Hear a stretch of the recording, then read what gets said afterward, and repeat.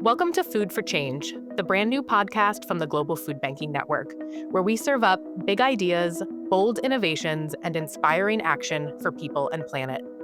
Hosted by Jason Woods from the Global Food Banking Network, each episode brings together the sharpest minds in hunger relief, food recovery, climate action, and food policy.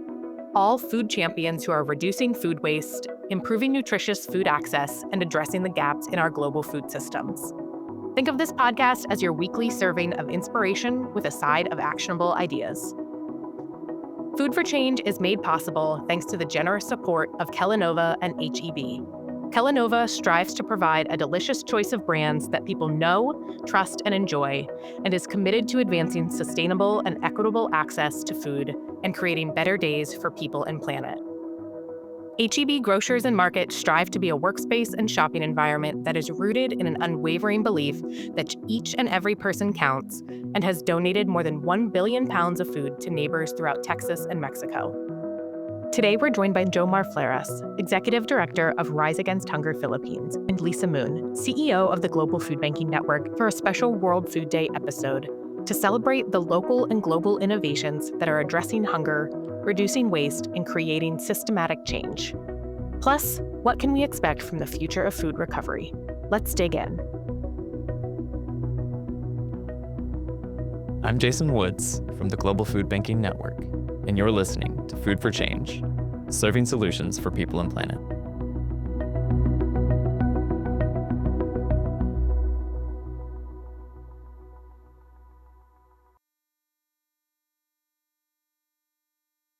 We're here with Jomar Fleras, the Executive Director of Rise Against Hunger Philippines. Jomar, it's good to see you today. How are you? I'm okay. It's great, fun, and it's a good day. Good. Well, I'm glad to hear it. I'd like to talk to you a little bit about your journey into food banking. How did you start? How did you get to where you are right now? I've been in development work for over 30 years, mostly in reproductive health, and I decided to shift to humanitarian work during Typhoon Haiyan, which hit the Philippines about over 10 years ago, and a lot of people were killed because of that huge typhoon. And I felt that, I have to do more than just talking about reproductive health and population development. So I decided to get into humanitarian work. And part of that journey, I was exposed to food banking by looking at other models. During frequent trips overseas, usually retreats in the US, I wanted to see how food banks work. So I made it a point to visit the food banks in the US and look at their operation. And of course, when I did that, I was really amazed at the scale and the grandeur of their operation. But they always told me that that they didn't start that way. Usually they just started with a rented truck or something, picking up food and distributing that, and the movement grew. So I thought, it's something I could do in the Philippines. I start small. We didn't have a food bank. We were a humanitarian agency at Rise Against Hunger. So we started small, and now we're fast growing. Jomar, let's talk about the innovative partnership that you started and RAP started with the trading post in Nueva Vizcaya. But first, maybe you could tell us a little bit about the area of Nueva Vizcaya and the problem that you're trying to solve with the community. Nueva Vizcaya is about 7 hours from the capital, Manila, in the Philippines. It's in northern Luzon. It has the largest vegetable trading post in the country. It's called the Nueva Vizcaya Agricultural Terminal. What happens there is that farmers, mostly small landholder farmers, indigenous people planting vegetables up in the mountains, they would go down to the trading post to sell their vegetables. But there was a study commissioned by GFN in, I think, 2 years ago to determine the amount of food that was wasted or lost during this process of trading.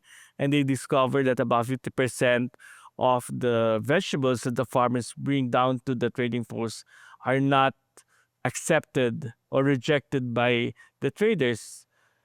simply because of cosmetic reasons. They're too long, they're too short, they're too ugly, or sometimes because of mishandling.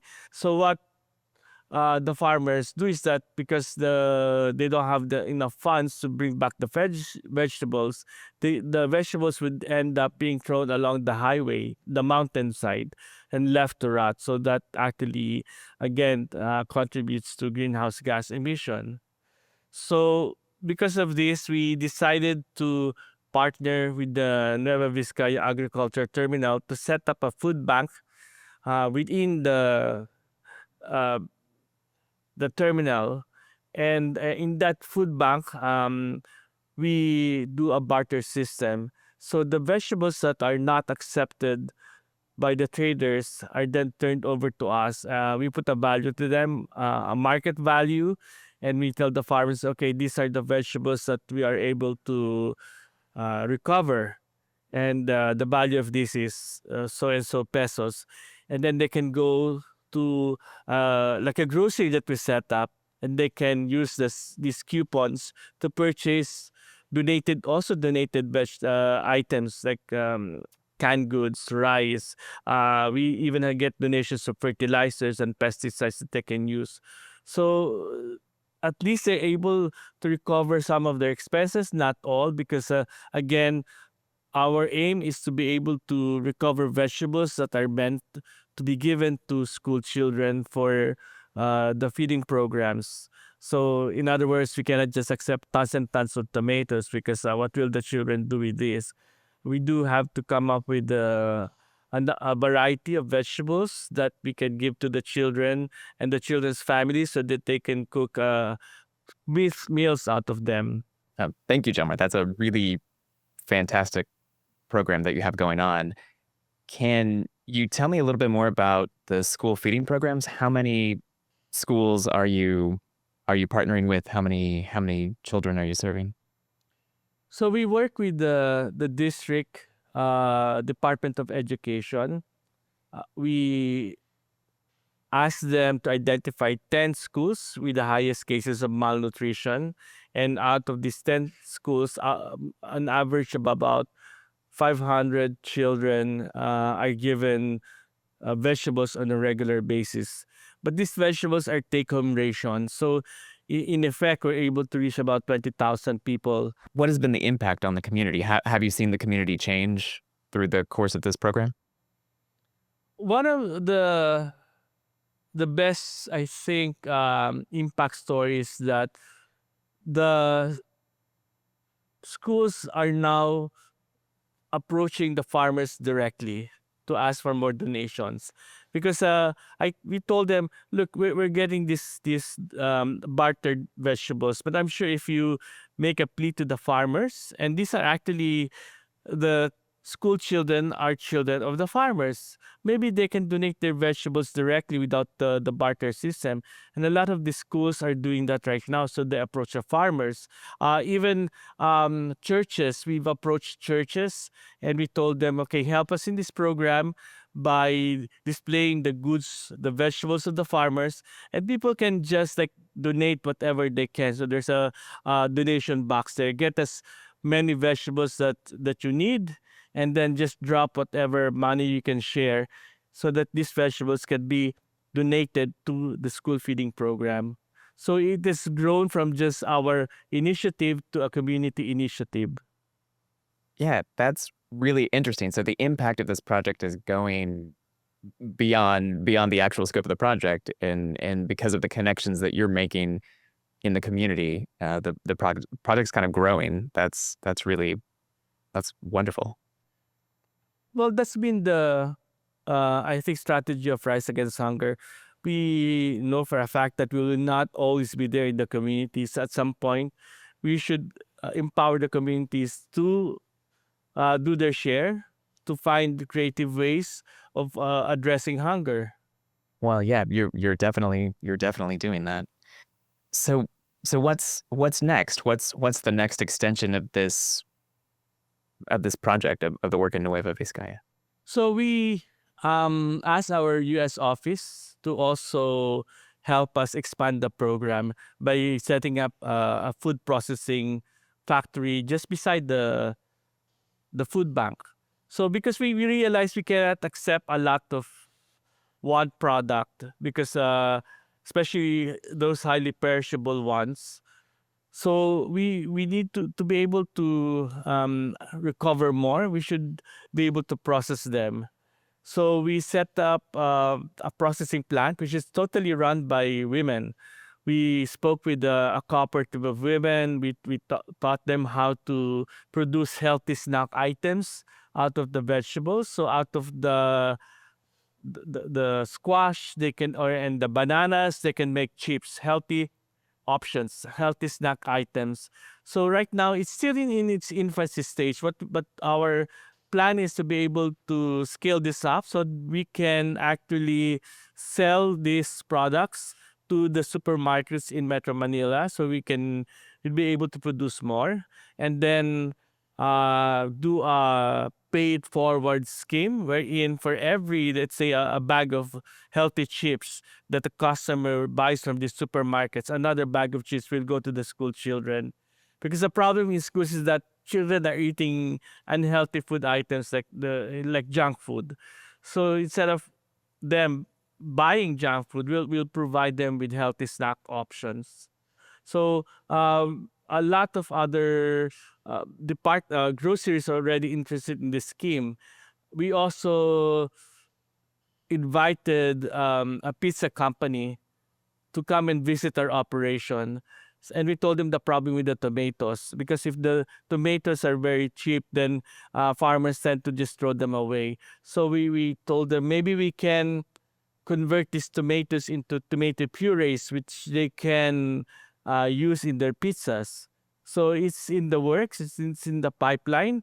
We'll have to have a mechanism wherein they can produce the tomato purees for this chain of pizza parlors. And I think that's a good story to tell, especially if the pizza parlor will say, okay, when you eat a pizza, you're helping the farmers because we are using these excess tomatoes that would have been thrown away.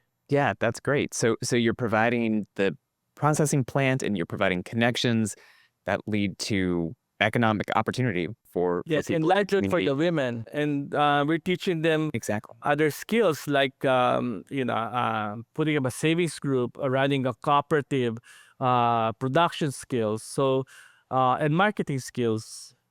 Well, thank you so much for telling us about this project. I think it's a fantastic project, and I always love hearing about it and talking about it. I have one more question for you, Jomar.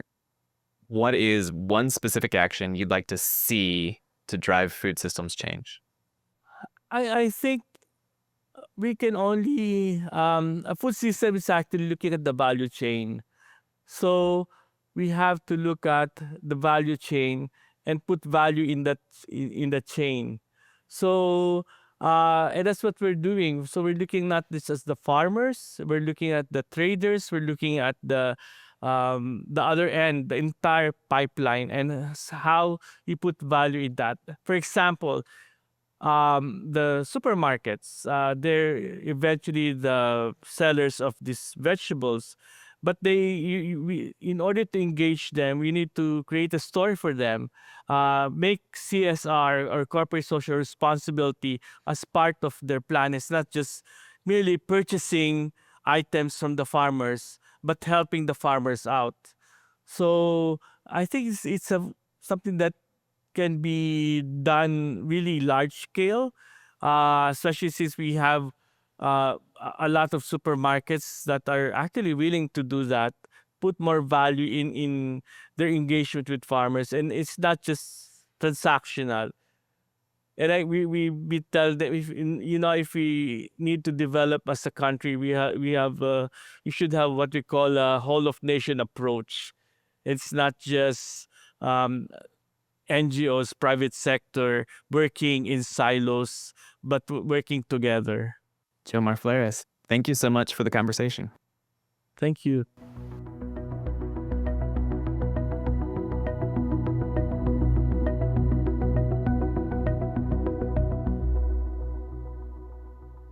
And we are here today back with Lisa Moon, CEO and president of the Global Food Banking Network. It's good to have you, Lisa. Thanks, Jason. It's good to be back. So over the course of this podcast, we've covered a lot of ground talking about the challenges and opportunities facing our food systems and food banks in particular. So Lisa, what does the future of food recovery look like, considering the challenges we're facing in our food systems from your vantage point? So, Jason, first of all, I just want to say I think it's been so insightful to have so many of not only the food bank leaders that GFN is really fortunate to support and learn from, but also a number of thought leaders that have helped shaped, I think, our thinking on how food banking and food recovery can support broader food systems transformation.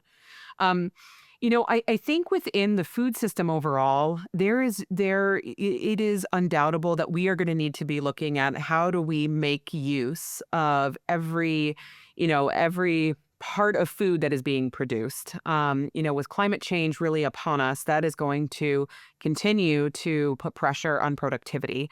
And so we just cannot afford to have a third of all the food that is being produced going to waste. And so not all of that food can be recovered, but the food that is nutritious and safe to eat absolutely needs to be linked into the food system so we are making that food accessible to others.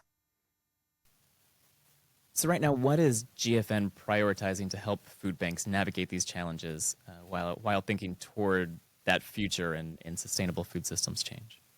Yeah. So our network, it has some of the most creative and innovative leaders. I think being part of shifting food systems within their communities as well as doing food banking. And as we have listened and learned from our network over the past couple of years, we are really directing, our support alongside 4 different pathways.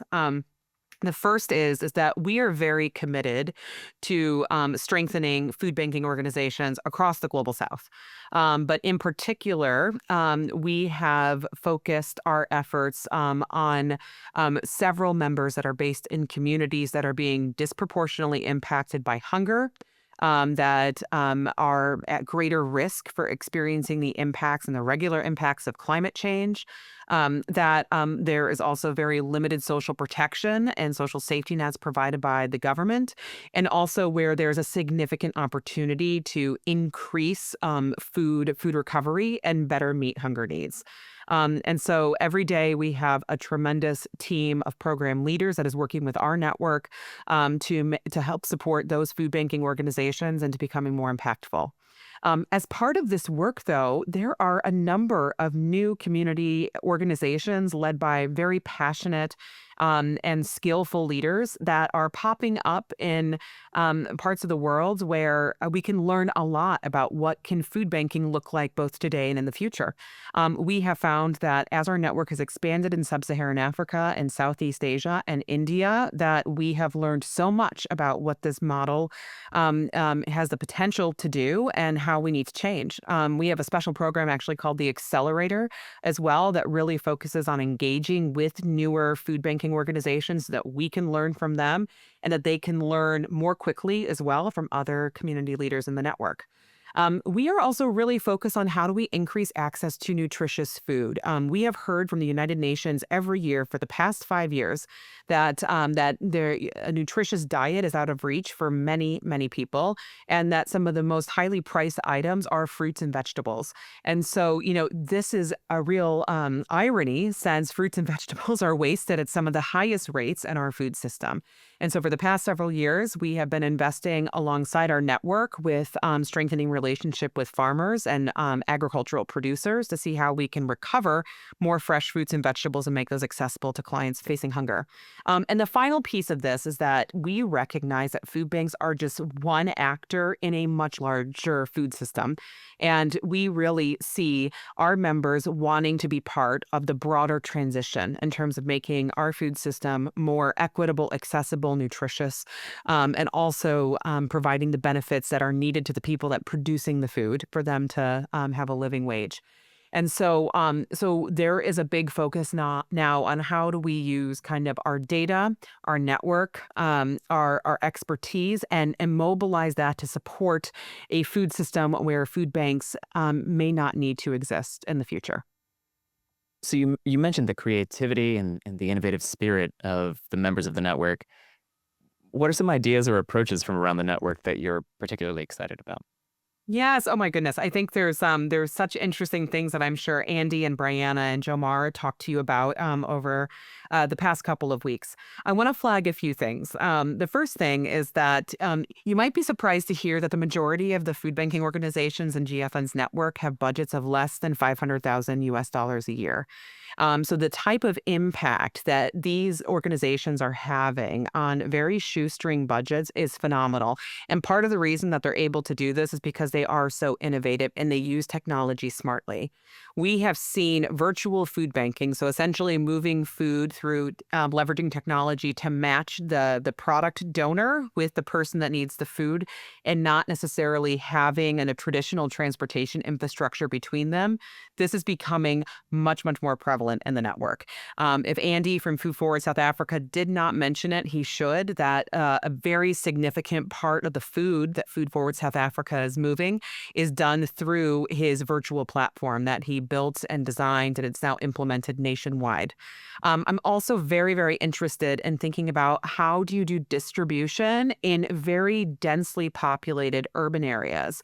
I mean, cities are going to be the future of the world. These are activity centers, and most of them are going to be in parts of the world that are very, very hot and that are much more populated than what we might have seen, certainly in North America or in Europe in previous centuries, right? So I love a lot of the things that Jomar and his team are doing in the Philippines. We also have tremendous food bank leaders in Jakarta, in Bangkok, in certain parts of Vietnam that are exploring micro food banking.